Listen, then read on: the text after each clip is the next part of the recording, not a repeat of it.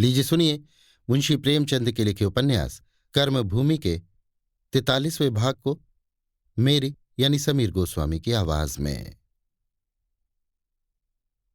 अमर गूदड़ चौधरी के साथ महंत आशाराम गिरी के पास पहुंचा। संध्या का समय था। महंत जी एक सोने की कुर्सी पर बैठे हुए थे जिस पर मखमली गद्दा था। उनके इर्द गिर्द भक्तों की भीड़ लगी हुई थी, जिसमें महिलाओं की संख्या ही अधिक थी। सभी धुले हुए संगमरमर के फर्श पर बैठी हुई थीं। पुरुष दूसरी ओर बैठे थे। महंत जी पूरे 6 फीट के विशालकाय सौम्य पुरुष थे। अवस्था कोई 35 वर्ष की थी।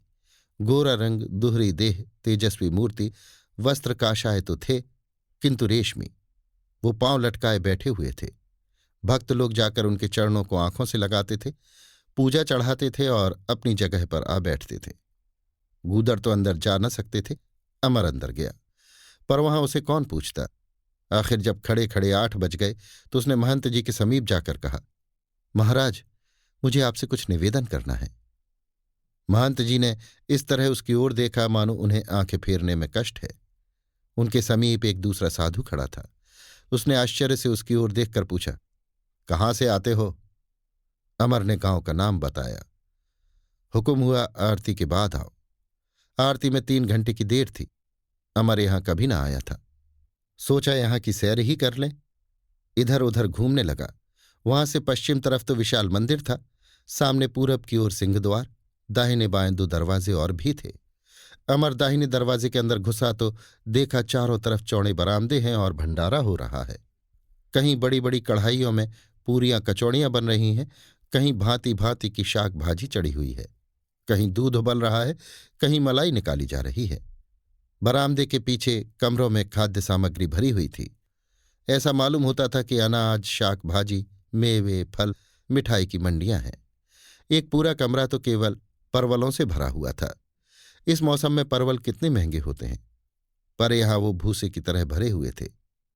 अच्छे अच्छे घरों की महिलाएं भक्त भाव से व्यंजन पकाने में लगी हुई थीं। ठाकुर जी के व्यालू की तैयारी थी। अमर ये भंडार देखकर दंग रह गया। इस मौसम में यहां 20 झाबे अंगूर से भरे थे। अमर यहां से उत्तर के द्वार में घुसा तो यहां बाजार सा लगा देखा। एक लंबी कतार दर्जियों की थी जो ठाकुर जी के वस्त्र सी रहे थे। कहीं जरी के काम हो रहे थे, कहीं कारचोबी की मसनदें और गांव तकिए बनाए जा रहे थे। एक कतार सोनारों की थी जो ठाकुर जी के आभूषण बना रहे थे। कहीं जड़ाई का काम हो रहा था, कहीं पालिश किया जाता था, कहीं पटवे गहने गूंथ रहे थे। एक कमरे में 10-12 मुस्टंडे जवान बैठे चंदन रगड़ रहे थे। सबों के मुंह पर ठाटे बंधे हुए थे। एक पूरा कमरा इत्र और तेल और अगर की बत्तियों से भरा हुआ था। ठाकुर जी के नाम पर धन का कितना अपव्यय हो रहा है, यही सोचता हुआ अमर वहां से बीच वाले प्रांगण में आया और सदर द्वार से बाहर निकला। गूदड़ ने पूछा, बड़ी देर लगाई, कुछ बातचीत हुई? अमर ने हंसकर कहा, अभी तो केवल दर्शन हुए हैं, आरती के बाद भेंट होगी। ये कहकर उसने जो कुछ देखा विस्तारपूर्वक बयान किया। गूदड़ ने गर्दन हिलाते हुए कहा, भगवान का दरबार है, जो संसार को पालता है उसे किस बात की कमी।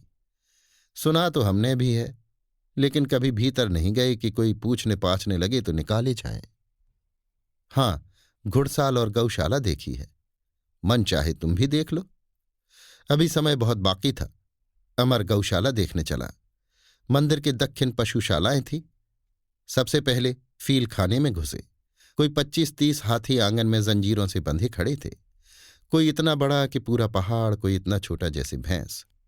कोई झूम रहा था, कोई सूंड घुमा रहा था, कोई बरगद के डाल पात चबा रहा था। उनके हौदे, झूले, अंबारियां, गहने सब अलग एक गोदाम में रखे हुए थे। हर एक हाथी का अपना नाम, अपने सेवक, अपना मकान अलग था। किसी को मन भर रातें मिलता था, किसी को 4 पसेरी।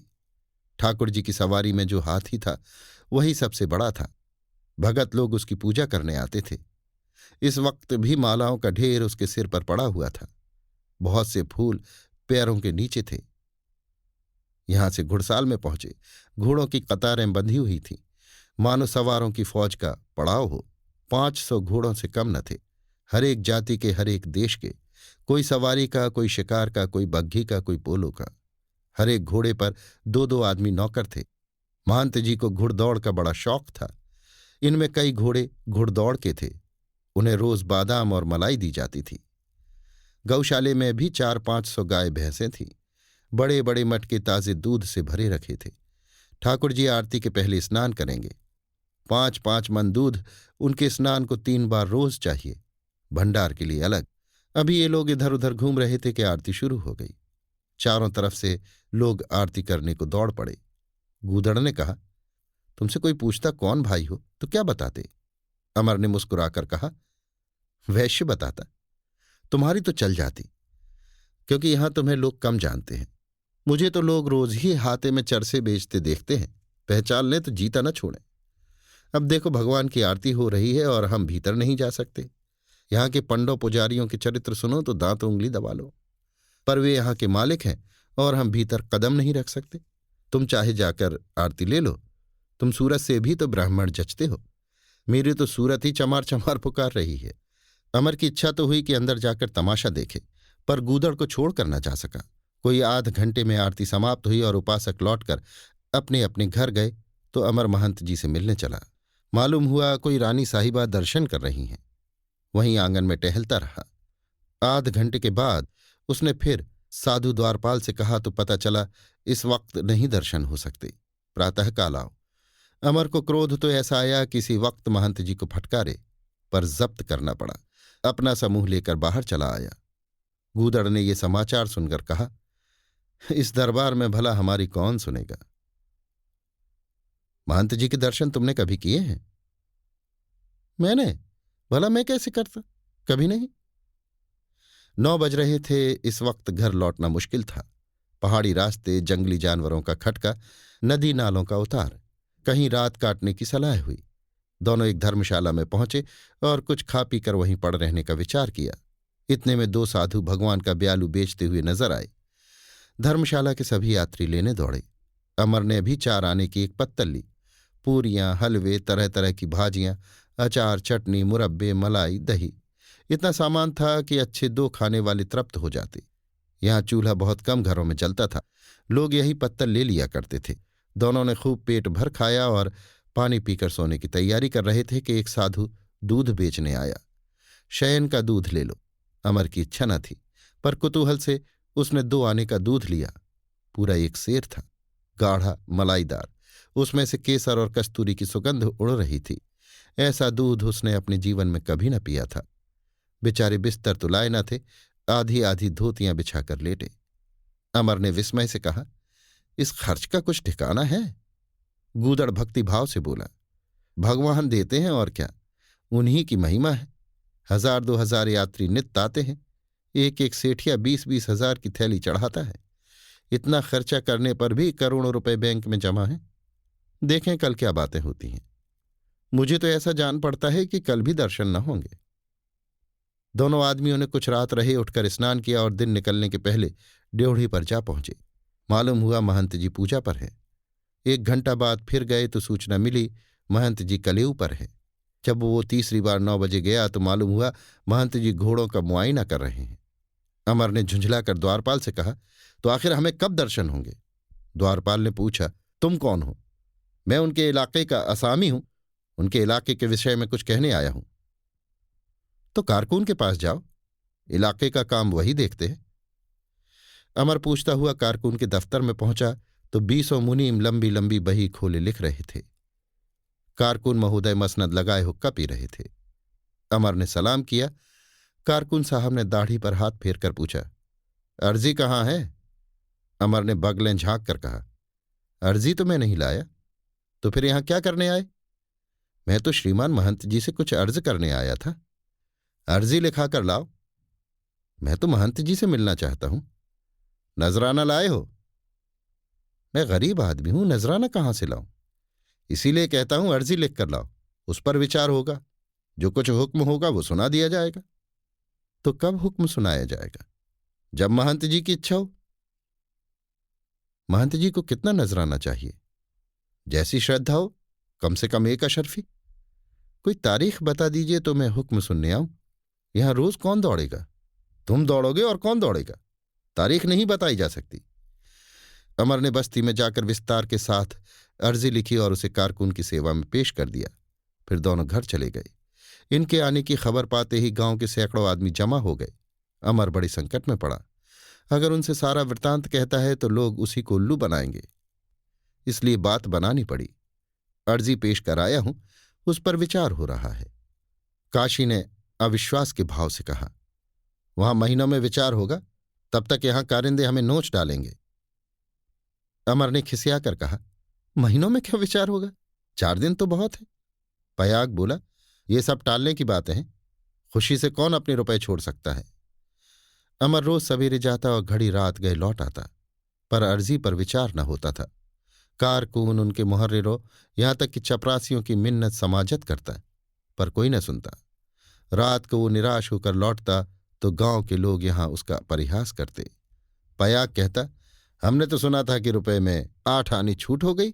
काशी कहता, तुम झूठे हो, मैंने तो सुना था महंत जी ने इस साल पूरी लगान माफ कर दी। उधर आत्मानंद हल्के में बराबर जनता को भड़का रहे थे। रोज बड़ी बड़ी किसान सभाओं की खबरें आती थीं। जगह जगह किसान सभाएं बन रही थीं। अमर की पाठशाला भी बंद पड़ी थी। उसे फुर्सत ही न मिलती थी। पढ़ाता कौन? रात को केवल मुन्नी अपनी कोमल सहानुभूति से उसके आंसू पोंछती थी। आखिर 7वें दिन उसकी अर्जी पर हुक्म हुआ कि सामने पेश किया जाए। अमर महंत के सामने लाया गया। दोपहर का समय था। महंत जी खस खाने में एक तख्त पर मसनद लगाए लेटे हुए थे। चारों तरफ खस की टट्टियां थीं, जिन पर गुलाब का छिड़काव हो रहा था। बिजली के पंखे चल रहे थे। अंदर इस जेठ के महीने में भी इतनी ठंडक थी कि अमर को सर्दी लगने लगी। महंत जी के मुखमंडल पर दया झलक रही थी। हुक्के का एक कश खींचकर मधुर स्वर में बोले, तुम इलाके ही में रहते हो ना? मुझे ये सुनकर बड़ा दुख हुआ कि मेरे असामियों को इस समय कष्ट है। क्या सचमुच उनकी दशा यही है जो तुमने अर्जी में लिखी है? अमर ने प्रोत्साहित होकर कहा, महाराज, उनकी दशा इससे कहीं खराब है। कितने ही घरों में चूल्हा नहीं जलता। महंत ने आंखें बंद करके कहा, भगवान, ये तुम्हारी क्या लीला है? तो तुमने मुझे पहले ही क्यों न खबर दी? मैं इस फसल की वसूली रोक देता। भगवान के भंडार में किस चीज की कमी है? मैं इस विषय में बहुत जल्द सरकार से पत्र व्यवहार करूंगा और वहां से जो कुछ जवाब आएगा वो असामियों को भिजवा दूंगा। तुम उनसे कहो धैर्य रखें। भगवान, ये तुम्हारी क्या लीला है? महंत जी ने आंखों पर रैनक लगा ली और दूसरी अर्जियां देखने लगे तो अमरकांत भी उठ खड़ा हुआ। चलते चलते उसने पूछा, अगर श्रीमान कारिंदों को हुक्म दे दें कि इस वक्त असामियों को दिक न करें तो बड़ी दया हो। किसी के पास कुछ नहीं है, पर मार गाली के भय से बेचारे घर की चीजें बेच बेच कर लगान चुकाते हैं। कितने ही तो इलाका छोड़ छोड़कर भागे जा रहे हैं। महंत जी की मुद्रा कठोर हो गई। ऐसा नहीं होने पाएगा। मैंने कारिंदों को कड़ी ताकीद कर दी है कि किसी आसामी पर सख्ती न की जाए। मैं उन सबों से जवाब तलब करूंगा। मैं असामियों का सताया जाना बिल्कुल पसंद नहीं करता।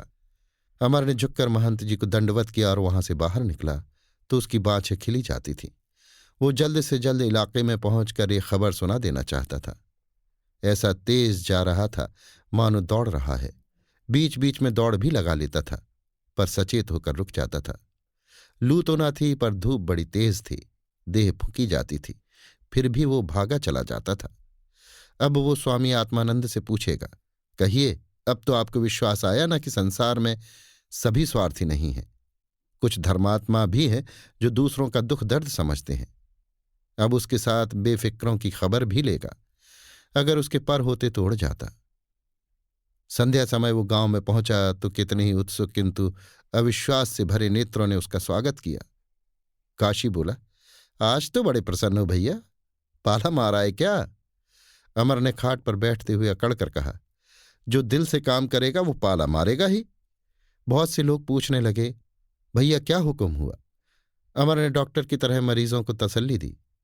महंत जी को तुम लोग व्यर्थ बदनाम कर रहे थे। ऐसी सज्जनता से मिले कि मैं क्या कहूं। कहा, हमें तो कुछ मालूम ही नहीं, पहले ही क्यों न सूचना दी? नहीं, हमने वसूली बंद कर दी होती।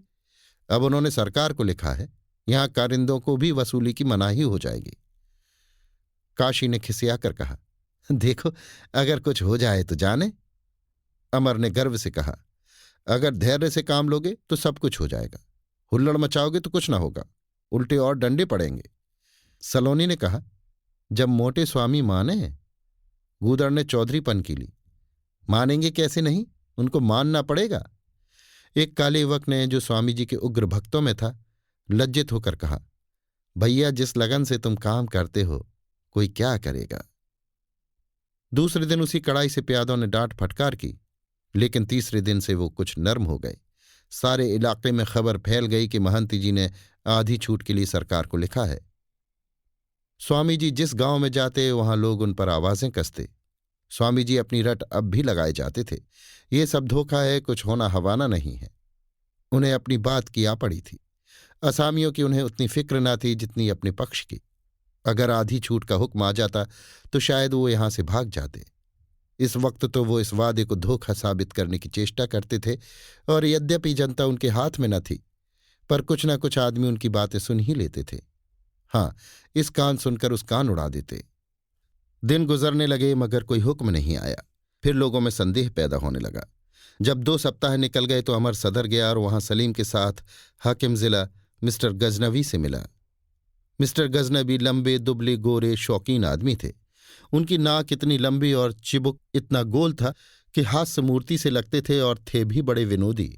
काम उतना ही करते थे जितना जरूरी होता था और जिसके ना करने से जवाब तलब हो सकता था।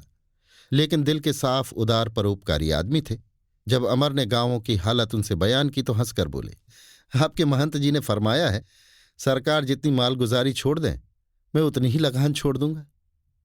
है मुंसिफ मिजाज। अमर ने शंका की, तो इसमें बेइंसाफी क्या है? बेइंसाफी यही है कि उनके करोड़ों रुपए बैंक में जमा है, सरकार पर अरबों का कर्ज है। तो आपने उनकी तजवीज पर कोई हुक्म दिया? इतनी जल्द? भला 6 महीने तो गुजरने दीजिए। अभी हम काश्तकारों की हालत की जांच करेंगे, उनकी रिपोर्ट भेजी जाएगी, रिपोर्ट पर गौर किया जाएगा, तब कहीं कोई हुक्म मिलेगा। तब तक तो आसामियों के वारे न्यारे हो जाएंगे। अजब नहीं कि फसाद शुरू हो जाए। तो क्या आप चाहते हैं सरकार अपनी वजह छोड़ दे? ये दफ्तरी हुकूमत है जनाब, यहां सभी काम जाब्ते के साथ होते हैं। आप हमें गालियां दें, हम आपका कुछ नहीं कर सकते। पुलिस में रिपोर्ट होगी, पुलिस आपका चालान करेगी, होगा वही जो मैं चाहूंगा, मगर जाब्ते के साथ। खैर, ये तो मजाक था। आपके दोस्त मिस्टर सलीम बहुत जल्द उस इलाके की तहकीकात करेंगे, मगर देखिए झूठी शहादतें न पेश कीजिएगा कि यहां से निकाली जाए। मिस्टर सलीम आपकी बड़ी तारीफ करते हैं, मगर भाई मैं तुम लोगों से डरता हूं, खासकर तुम्हारे उस स्वामी से। बड़ा ही मुफसिद आदमी है, उसे फंसा क्यों नहीं देते? मैंने सुना है वो तुम्हें बदनाम करता फिरता है। इतना बड़ा अफसर अमर से इतनी बेतकल्लुफी से बात कर रहा था, फिर उसे क्यों ना नशा हो जाता। सचमुच आत्मानंद आग लगा रहा है। अगर वो गिरफ्तार हो जाए तो इलाके में शांति हो जाए। स्वामी साहसी है, यथार्थ वक्ता है, देश का सच्चा सेवक है, लेकिन इस वक्त उसका गिरफ्तार हो जाना ही अच्छा। उसने कुछ इस भाव से जवाब दिया कि उसके मनोभाव प्रकट न हो, पर स्वामी पर वार चल जाए। मुझे तो उनसे कोई शिकायत नहीं है, उन्हें अख्तियार है, मुझे जितना चाहें बदनाम करें। गजनवी ने सलीम से कहा, तुम नोट कर लो मिस्टर सलीम, कल हल्के के थानेदार को लिख दो, इस स्वामी की खबर लें। बस अब सरकारी काम खत्म। मैंने सुना है मिस्टर अमर कि आप औरतों को वश करने का कोई मंत्र जानते हैं। अमर ने सलीम की गर्दन पकड़कर कहा, तुमने मुझे बदनाम किया होगा। सलीम बोला, तुम्हें तुम्हारी हरकतें बदनाम कर रही हैं, मैं क्यों करने लगा? गजनवी ने बांकपन के साथ कहा, तुम्हारी बीबी गजब की दिलेर औरत है भाई। आजकल म्यूनिसिपैलिटी से उनकी जोर आजमाई है और मुझे यकीन है बोर्ड को झुकना पड़ेगा।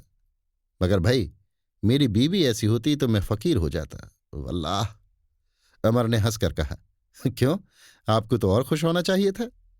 गजनबी, जी हां, वो तो जनाब का दिल ही जानता होगा। सलीम, उन्हीं के खौफ से तो ये भागे हुए हैं। गजनबी, यहां कोई जलसा करके उन्हें बुलाना चाहिए। सलीम, क्यों बैठे बिठाए जहमत मोल लीजिएगा, वो आई और शहर में आग लगी, हमें बंगले से निकलना पड़ेगा। गजनवी, अजी ये तो एक दिन होना ही है, ये अमीरों की हुकूमत अब थोड़े दिनों की मेहमान है।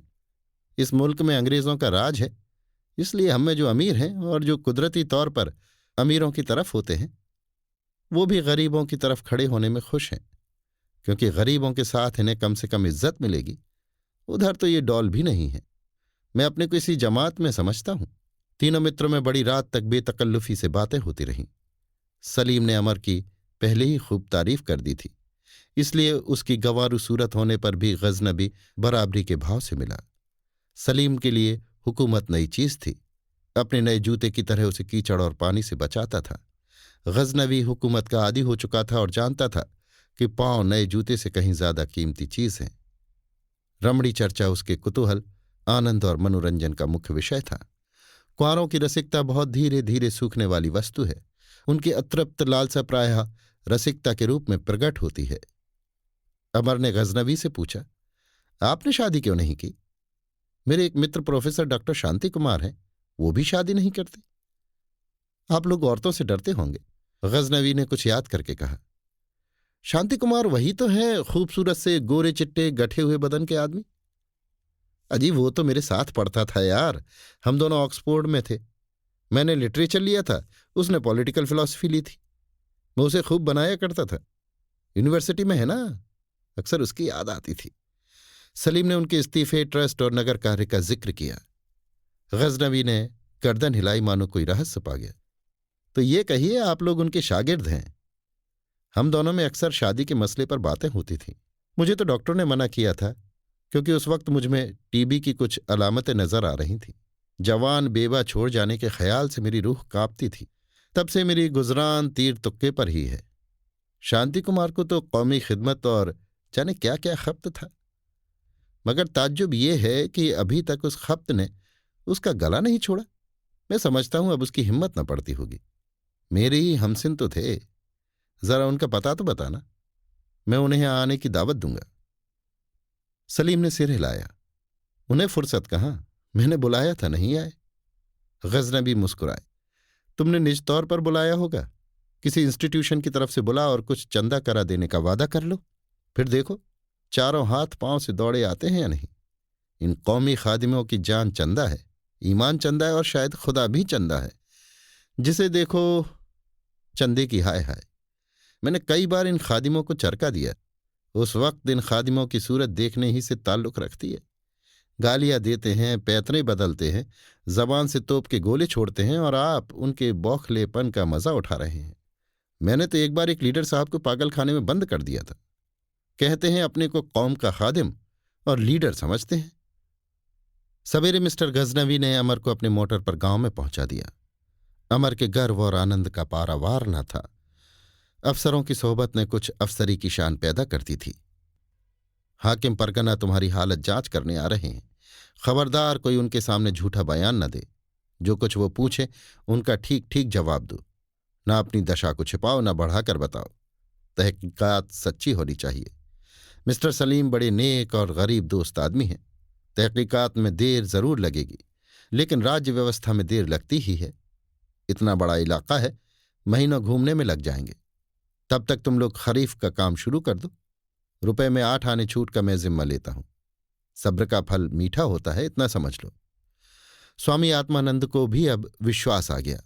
उन्होंने देखा अमर अकेला ही सारा यश लिए जाता है और मेरे पल्ले अपयश के सिवा और कुछ नहीं पड़ता, तो उन्होंने पहलू बदला।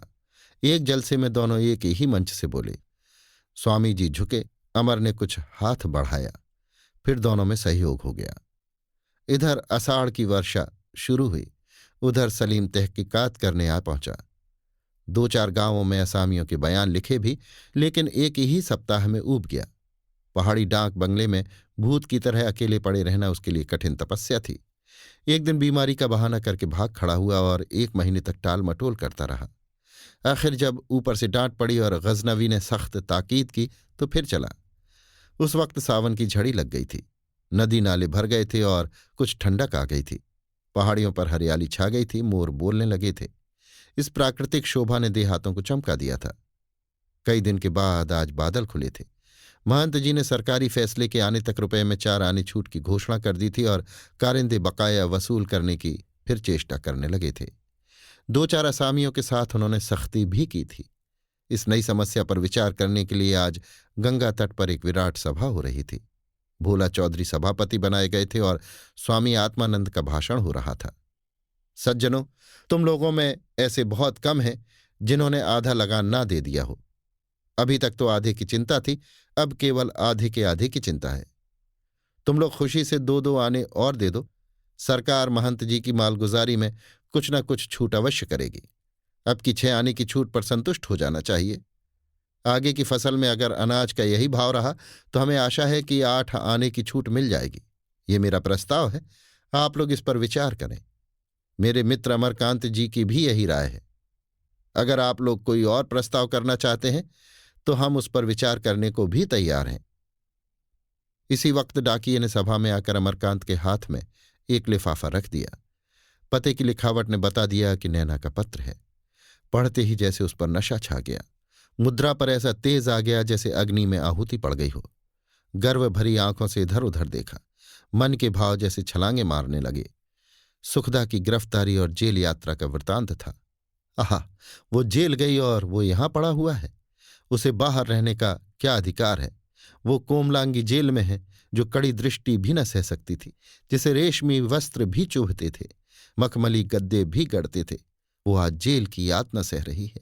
वो आदर्श नारी, वो देश की लाज रखने वाली, वो कुल लक्ष्मी आज जेल में है। अमर के हृदय का सारा रक्त सुखदा के चरणों पर गिरकर बह जाने के लिए मचल उठा। सुखदा, सुखदा, चारों ओर वही मूर्ति थी। संध्या की लालिमा से रंजित गंगा की लहरों पर बैठी हुई कौन चली जा रही है? सुखदा। सामने की श्याम पर्वतमाला में गोधूली का हार गले में डाले कौन खड़ी है? सुखदा। अमर विक्षिप्तों की भांति कई कदम आगे दौड़ा, मानो उसकी पदरज मस्तक पर लगा लेना चाहता हो। सभा में कौन क्या बोला इसकी खबर नहीं, वो खुद क्या बोला इसकी भी उसे खबर नहीं। जब लोग अपने अपने गांवों को लौटे तो चंद्रमा का प्रकाश फैल गया था। अमरकांत का अंतःकरण कृतज्ञता से परिपूर्ण था। उसे अपने ऊपर किसी की रक्षा का साया ज्योत्सना की भांति फैला हुआ जान पड़ा। उसे प्रतीत हुआ जैसे उसके जीवन में कोई विधान है, कोई आदेश है, कोई आशीर्वाद है, कोई सत्य है, और वो पग पग पर उसे संभालता है, बचाता है। एक महान इच्छा, एक महान चेतना के संसर्ग का आज उसे पहली बार अनुभव हुआ। सहसा मुन्नी ने पुकारा, लाला, आज तो तुमने आग ही लगा दी। अमर ने चौंक कर कहा, मैंने? तब उसे अपने भाषण का एक एक शब्द याद आ गया। उसने मुन्नी का हाथ पकड़कर कहा, हां मुन्नी, अब हमें वही करना पड़ेगा जो मैंने कहा। जब तक हम लगान देना बंद न करेंगे सरकार यों ही टालती रहेगी। मुन्नी सशंक होकर बोली, आग में कूद रहे हो और क्या? अमर ने ठट्टा मारकर कहा, आग में कूदने से स्वर्ग मिलेगा, दूसरा मार्ग नहीं है। मुन्नी चकित होकर उसका मुख देखने लगी। इस कथन में हंसने का क्या प्रयोजन है वो समझ न सकी। अभी आप सुन रहे थे मुंशी प्रेमचंद के लिखे उपन्यास कर्मभूमि के 43वें भाग को मेरी यानी समीर गोस्वामी की आवाज में।